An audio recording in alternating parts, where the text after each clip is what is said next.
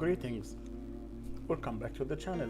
Today I'm going to show you how to do simple calculations with Excel. This is going to save you a huge amount of time and it's going to be very fast and you'll thank me for this. So let's get to it and let's get started. Okay, so here is the trick. Now I have a data set right here, and if I wanted the average for example, this is my column and these are my my locations. You can see they are scattered. There's WH and here's another WH.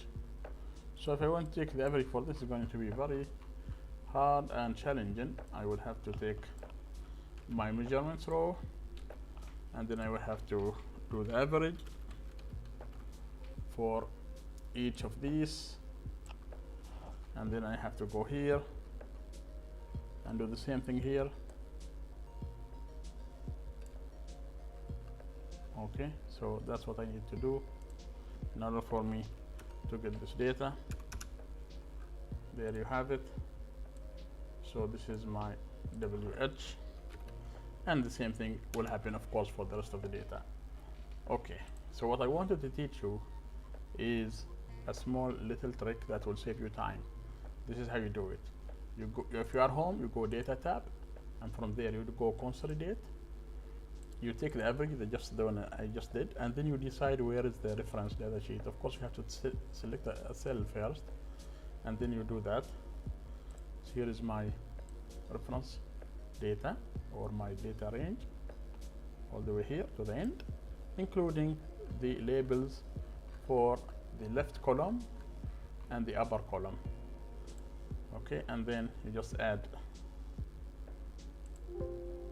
There you go, I already have my reference here, and then I included the top row and the left column. I selected because the labels are there.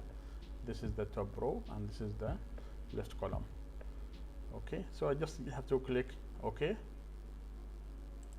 There you go, I have my data done, and as you can see it is totally correct, just similar to the one we just had here at the beginning.